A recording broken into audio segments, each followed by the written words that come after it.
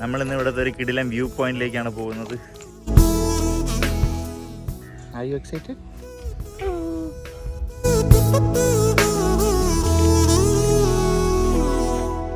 உயிர் வாழ முள் கூட ஓர் பறவையின் வீடாய் மாறிடுமே.